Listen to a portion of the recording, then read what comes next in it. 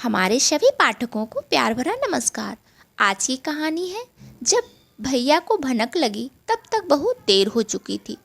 जब मैं बन ठन कर तैयार होती तो मेरी नज़र अपनी ननद पर पड़ती, जो अक्सर मेरे कमरे में ही रहती और टकटकी बांधे मेरी ओर देखती रहती। वह मुझसे हजार सवाल करती, कौन सी साड़ी पहन रही हो, कौन सी लिपस्टिक लगाओगी, मैचिंग चप्पल निकाल दूं क्या, इत्यादि। बाहर की ओर बढ़ते मेरे कदम थम जाते।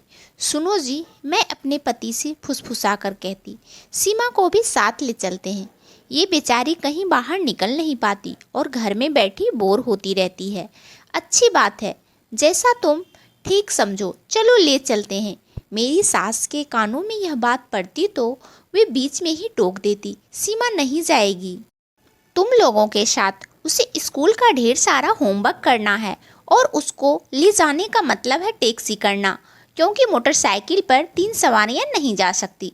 सीमा भुनभुनाती, मुंह फुलाती अपनी माँ से हुज्जत करती, पर सास का फरमान कोई टाल नहीं सकता था। मैं मन ही मन जानती थी कि मेरी सास जानबूझकर सीमा को हमारे साथ नहीं भेजती थी और उसे घर के किसी काम में उलझाए रखती थी। मैं मन ही मन उनका आभार मानती। एक बार मेरे भैया मुझसे मिलने आए थे। माँ ने अपने सामर्थ्य भर कुछ सौगात भेजी थी। मेरी सास ने उन वस्तुओं की बहुत तारीफ की और घर भर को दिखाया। फिर उन्होंने मुझसे कहा, बहू, बहुत दिनों बाद तुम्हारे भाई तुमसे मिलने आए हैं। तुम अपनी निगरानी में आज का खाना बनवाओ और उनकी पसंद की चीज़ें बनवाकर उन्हें खिलाओ। मेरा मन खुशी से नाच उठा। उनके प्रति मेरा मन आदर से झुक गया। कितना फर्क था मेरी माँ और मेरी सास के बर्ताव में।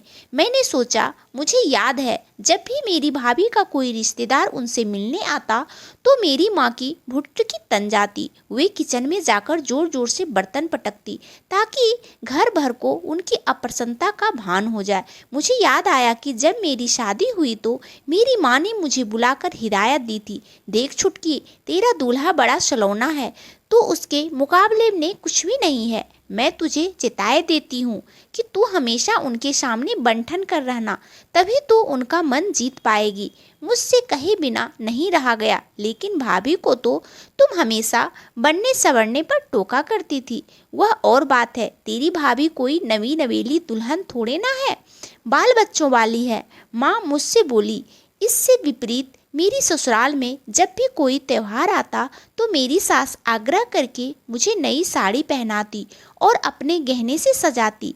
वे सब से कहती फिरती, मेरी बहू तो लाखों में एक है। इधर मेरी माँ थी जिन्होंने भाभी को तिल तिल जलाया था। उनकी भावनाओं की अवहेलना करके उनके जीवन में जहर घोल दिया था। ऐसा क्यों किया था उन्होंने? ऐसा करके न केवल उन्होंने मेरे भाई की सुख शांति भंग कर दी थी, बल्कि भाभी के व्यक्तित्व को भी पंगु बना दिया था।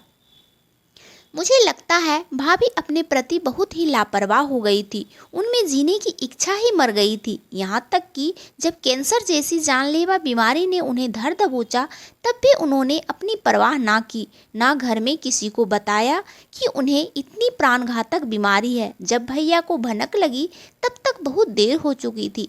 जब मैं घर पहुँची तो भाभी की अर्थी उठने वाली थी। मैंने अपने बक्से से बनारसी साड़ी निकाली और भाभी को पहना दी। ये क्या कर रही हो छुटकी? माँ ने कहा, थोड़ी देर में तो सब राख होने वाला है, होने दो। मैंने रुक्षता से कहा। मुझे भाभी की वह छवि याद आई जब वे वधू रूप में घर के द्वार पर खड़ी थी।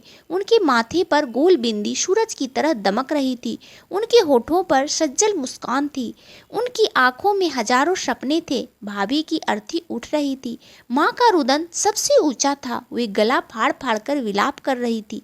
भैया एकदम काठ हो गए थे। उनके दोनों बेटे रो रहे थे, पर छोटी बेटी नेहा, जो अभी 4 साल की थी, चारों ओर अबोध भाव से टुकुर टुकुर देख रही थी। मैंने उस बच्ची को गोद में उठा लिया और भैया से कहा, लड़के बड़े हैं, कुछ दिनों में बोर्डिंग में पढ़ने चले जाएंगे, पर यह नन्ही सी जान है जिसे कोई देखने वाला नहीं है।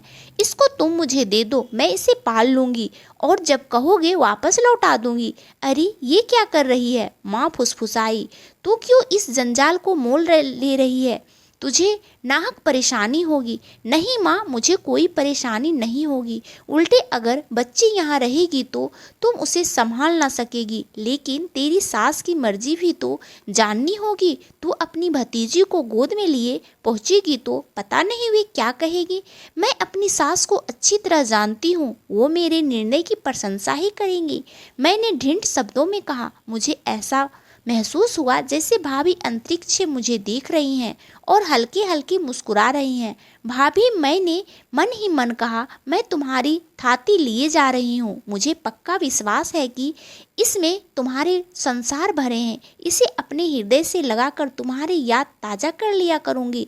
तो दोस्तों, आपको ये कहानी कैसी लगी हमें कमेंट करके ज़रूर बताएं। अगर आपको ये कहानी अच्छी लगे तो वीडियो को लाइक करें और ऐसी ही अन्य कहानियों के लिए हमारे चैनल को सब्सक्राइब जरूर करें।